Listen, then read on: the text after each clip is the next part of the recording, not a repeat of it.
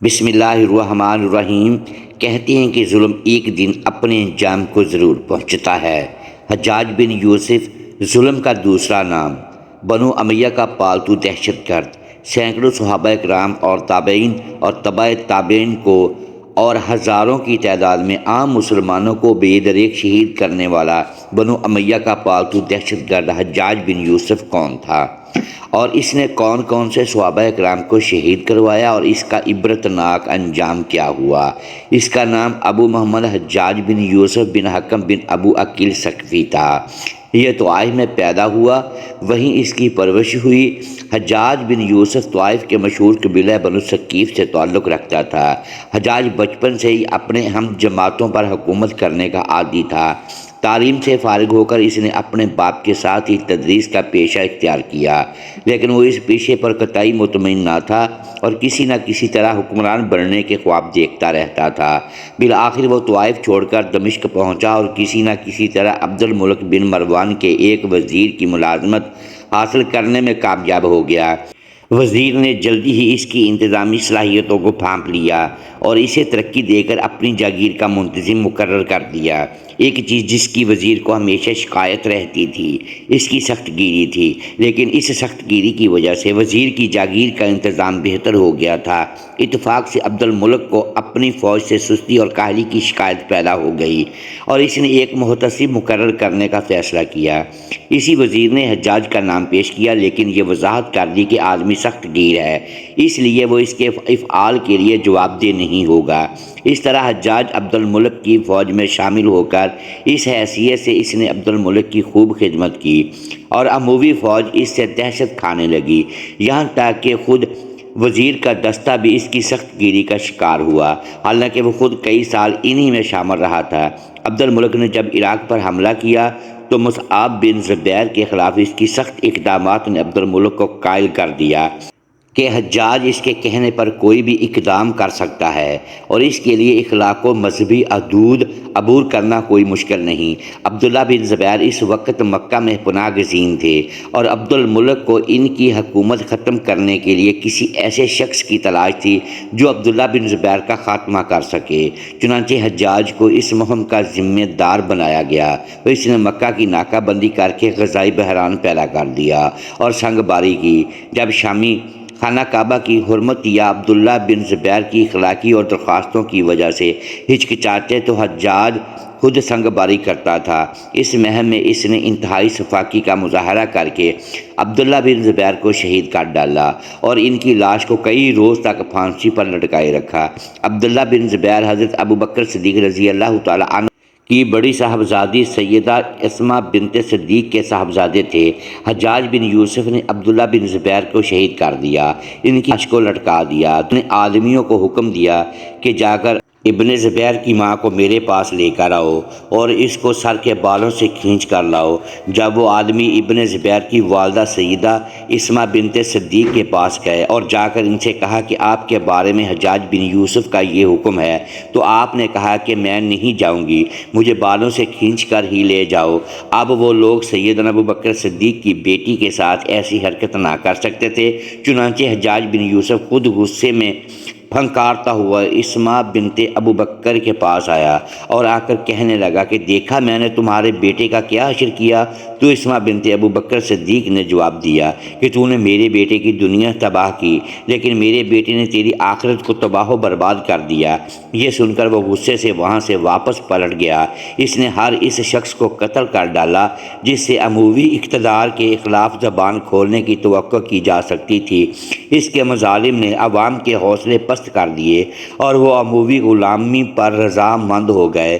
مکہ کے بعد مدینہ کی باری آئی۔ حجاج وہاں پہنچا تو صحابہ زادوں اور تابعین کی ایک کثیر تعداد موجود تھی۔ اس نے اہل مدینہ کو جمع کر کے ایک زوردار تقریر کی اور انہیں عبد الملک کی بیعت کرنے پر آمادہ کرنا چاہا، تاہم اہل مدینہ خاموش بیٹھے رہے اور کسی نے مخالفت بھی نہ کی، لیکن بیعت بھی کسی نے نہ کی۔ حجاج نے انہیں 3 دن کی مہلت دے کر رخصت کر دیا، لیکن ساتھ ہی قتل و غارت کا مشغلہ شروع کر دیا۔ لوگ اس کے جور و ستم کے واقعات سن چکے تھے اور واقعہ حرہ انہیں بھی ابھی بھولا نہیں تھا۔ اس لیے انہوں نے عبد الملک کی بیعت کر لی۔ حجاج نے معززین کی ایک فہرست تیار کر ڈالی اور ان سب کو یکے بعد دیگرے طلب کر کے بیعت لی۔ جس نے اموی حکومت پر تنقید کی اس کی گردن اڑا دی۔ 2 ماہ تک اس کی بربریت کے بھرپور مظاہرے ہوتے رہے۔ بالآخر اس مقدس بستی کے باشندوں سے قیامت ٹل گئی اور حجاج کا تبادلہ عراق کر دیا گیا۔ عبد الملک نے اہل خراسان اور کوفہ و بصرہ کی باغیانہ روش ختم کرنے کے لیے حجاج کو گورنر مقرر کیا۔ اس نے صرف 12 آدمی ساتھ لیے اور 1000 میل کا فاصلہ طے کر کے بالکل غیر متوقع طور پر کوفہ پہنچا۔ کوفہ میں داخلے کے وقت اس نے نقاب پہن رکھی تھی تاکہ لوگ اسے پہچان نہ سکیں۔ اس کے ساتھ ہی اہل کوفہ کو پکار کر مسجد میں جمع ہونے کا حکم دے رہے تھے۔ حجاج بن یوسف مسجد پہنچا تو لوگ شرارت پر آمادہ تھے، کنکریاں ہمراہ لائے تھے تاکہ ان سے نئے گورنر کا استقبال کر سکیں۔ اس نے منبر پر چڑھ کر نقاب الٹی اور تقریر اس طرح شروع کی: لوگو سنو، ہوش و حواس درست کر کے سنو، تمہاری شورش پسندی اور شرارتوں سے تنگ آ کر امیر المومنین نے اس بات پر اپنے ترکش کا سب سے سخت تیر تم پر چلایا ہے۔ تم منافق و مفسد اور باغی ہو، تم نت نئی شرارتیں کرتے ہو اور ہر آنے والے حاکم سے بغاوت کرنے کے عادی ہو۔ سیدھے ہو جاؤ اور اطاعت کے لیے سر جھکا دو، ورنہ تمہیں ایسے ذلیل و خوار کروں گا کہ تمہاری آئندہ نسلیں تم پر لعنت بھیجا کریں گی۔ میرا غصہ بہت تیز اور میرا انتقام بہت ہولناک ہے۔ یہ تم سیدھی طرح راہ پہ آ جاؤ ورنہ خدا کی قسم میں تمہاری کھال کھچوا کر اس میں بھس بھر دوں گا۔ اس تقریر سے لوگ بری طرح مرعوب ہوئے۔ اس نے عبد الملک کا خط پڑھنے کا حکم دیا جس میں اس کی تقریر کا حکم تھا۔ خط کا آغاز السلام علیکم سے ہوتا تھا۔ لوگ سہمے ہوئے خط سن رہے تھے، لیکن حجاج سخت غصے کے عالم میں چیخا: کمینوں، امیر المومنین تم پر سلام بھیجتے ہیں اور تم میں سے کوئی جواب تک نہیں دیتا۔ اس پر سب لوگوں نے بیک وقت سلام کا جواب دیا اور خط کو نہایت غور سے سنا۔ حجاج کے ظالمانہ رویے کے خلاف سب سے بڑی بغاوت اموی سالار عبد الرحمن ابن اشعث نے کی، مگر اس کو بھی اس نے دھوکے سے مروا دیا۔ تہذیب التہذیب میں آیا ہے کہ حجاج ابن یوسف نے اپنے بھتیجے محمد بن قاسم کو لکھا کہ حضرت عطیہ بن عوف کو طلب کر کے ان سے حضرت علی پر سب و شتم کرنے کا مطالبہ کرے، اور اگر وہ ایسا کرنے سے انکار کر دے تو ان کو 400 کوڑے لگا کر داڑھی مونڈ دے۔ محمد بن قاسم نے ان کو بلایا اور مطالبہ کیا کہ حضرت علی پر سب و شتم کریں۔ انہوں نے ایسا کرنے سے انکار کر دیا تو محمد بن قاسم نے ان کی داڑھی منڈوا کر 400 کوڑے لگوائے۔ اس واقعہ کے بعد وہ خراسان چلے گئے۔ وہ حدیث کے سکہ راوی تھے۔ حجاج نے اپنے اور حکومت کے مخالفین پر بے جا ظلم ڈھائے۔ اس کی محبوب سزا مخالف کو بے لباس کر کے بغیر چھت کے قید خانوں میں رکھنا تھی۔ اس معاملے میں وہ مرد و عورت کی تمیز بھی نہیں رکھتا تھا۔ مزید اذیت کے لیے وہ ایک ہی خاندان کے مرد و خواتین کو ایک ہی جگہ بے لباس قید رکھتا۔ ایک وقت میں اس کے بنا لباس قیدیوں کی تعداد 50,000 تک پہنچ گئی تھی، جن میں نصف سے زیادہ خواتین تھیں۔ ان قیدیوں میں اکثریت حجاج و بنی امیہ کے سیاسی مخالفین کی تھی۔ محترم ساتھیو، ظلم کی رسی اللہ تعالیٰ خود ہی ڈھیلی کرتا ہے اور پھر جب اس کو کھینچتا ہے تو پھر ظلم کا نام و نشان مٹ جاتا ہے۔ حجاج بن یوسف ظالم صفت انسان کا انجام بھی کچھ ایسا ہی ہوا۔ حضرت سعید بن جبیر جو کہ ایک تابعی بزرگ تھے اور بعض روایت کے مطابق یہ صحابی تھے اور بہت درویش صفت انسان تھے، ایک دن منبر پر بیٹھے تھے کہ ان سے یہ الفاظ ادا ہوئے کہ حجاج ایک ظالم شخص ہے۔ ادھر جب حجاج کو پتہ چلا کہ آپ میرے بارے میں ایسا گمان کرتے ہیں تو آپ کو دربار میں بلا لیا اور پوچھا، کیا تم نے میرے بارے میں ایسی باتیں بولی ہیں؟ تو آپ نے فرمایا، ہاں بالکل، تو ایک ظالم شخص ہے۔ یہ سن کر حجاج کا رنگ غصے سے سرخ ہو گیا اور آپ کے قتل کے احکامات جاری کر دیے۔ جب آپ کو قتل کے لیے دربار سے باہر لے جانے لگے تو آپ مسکرا دیے۔ حجاج کو ناگوار گزرا۔ اس نے پوچھا، کیوں مسکراتے ہو؟ تو آپ نے جواب دیا، تیری بیوقوفی پر اور جو اللہ تجھے ڈھیل دے رہا ہے اس پر مسکراتا ہوں۔ حجاج نے پھر حکم دیا کہ اسے میرے سامنے ذبح کر دو۔ جب خنجر گلے پر رکھا گیا تو آپ نے اپنا قبلہ کی طرف کیا اور یہ جملہ فرمایا، اے اللہ، میرا چہرہ تیری طرف ہے، تیری رضا پر راضی ہوں۔ یہ حجاج نہ موت کا مالک ہے نہ زندگی کا۔ جب حجاج نے یہ سنا تو بولا، اس کا رخ قبلہ کی طرف سے پھیر دو۔ جب قبلہ سے رخ پھیرا تو آپ نے فرمایا، یا اللہ، رخ جدھر بھی ہو تو ہر جگہ موجود ہے، مشرق و مغرب، ہر طرف تیری حکمرانی ہے۔ میری دعا ہے کہ میرا قتل اس کا آخری ظلم ہو، میرے بعد اسے کسی پر مسلط نہ فرمانا۔ جب آپ کی زبان سے یہ جملہ ادا ہوا، اس کے ساتھ ہی آپ کو قتل کر دیا گیا اور اتنا خون نکلا کہ دربار تر ہو گیا۔ ایک سمجھدار بندہ بولا کہ اتنا خون تب نکلتا ہے جب کوئی خوشی خوشی مسکراتا ہوا اللہ کی رضا پر راضی ہو جاتا ہے۔ اور پھر تاریخ نے دیکھا کہ وہ واقعی ان کی شہادت کے بعد حجاج کسی اور کے قتل پر قادر نہ ہو سکا، اور ابن جبیر کی شہادت کی صرف 40 دن کے اندر اندر یہ بھی ایک خطرناک بیماری کا شکار ہو کر دنیا سے کوچ کر گیا۔ حجاج بن یوسف کے نام سے سب واقف ہیں۔ حجاج کو عبد الملک نے مکہ، مدینہ، طائف اور یمن کا نائب مقرر کیا تھا، اور اپنے بھائی بشر کی موت کے بعد اسے عراق بھیج دیا، جہاں سے وہ کوفہ میں داخل ہوا۔ ان علاقوں میں 20 سال تک حجاج کا عمل دخل رہا۔ اس نے کوفہ میں بیٹھ کر زبردست فتوحات حاصل کیں۔ اس کے دور میں مسلمان مجاہدین چین تک پہنچ گئے تھے۔ حجاج بن یوسف نے ہی قرآن پاک پر اعراب لگوائے۔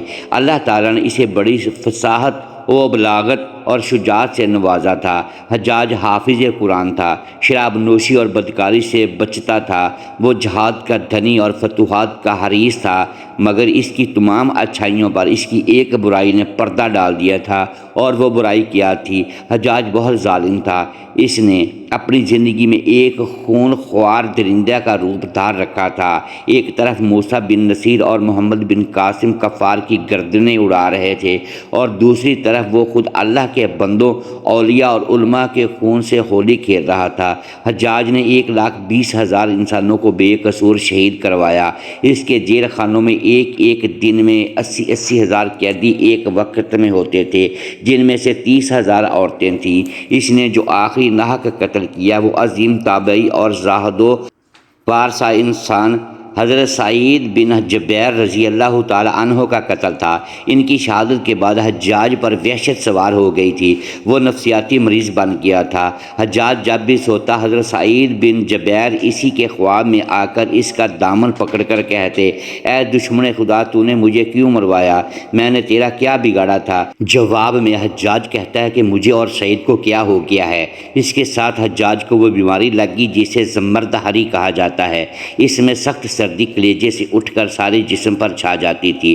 وہ کانپتا تھا، آگ سے بھری انگیٹھیاں اس کے پاس لائی جاتی تھیں اور اس قدر قریب رکھ دی جاتی تھی کہ اس کی کھال جل جاتی تھی، مگر اسے احساس نہیں ہوتا تھا۔ حکیموں کو دکھانے پر انہوں نے بتایا کہ پیٹ میں سرطان ہے۔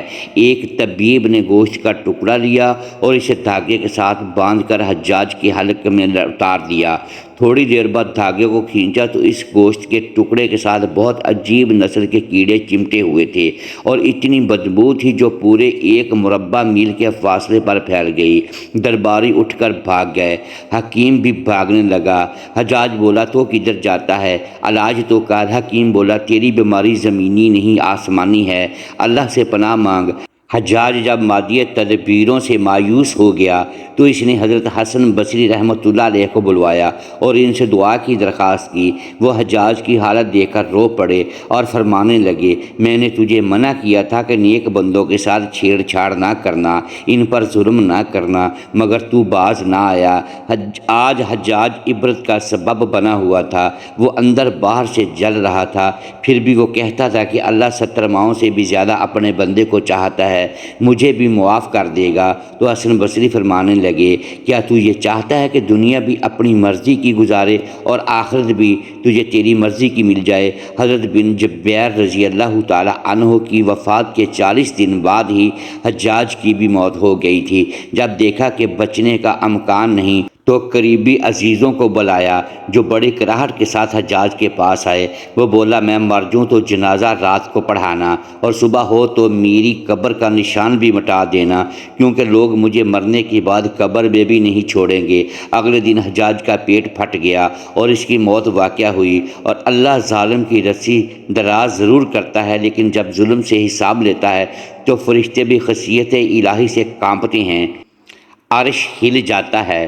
محترم ناظرین، امید ہے آج کی یہ ویڈیو آپ کو پسند آئی ہوگی۔ ناظرین گرامی، اگر اس ویڈیو میں دانستہ یا دیدہ دانستہ الفاظ کی درستگی ہم نہیں کر پائے تو ہم آپ سے معذرت خواہ ہیں اور اللہ کے حضور معافی کے طلبگار ہیں۔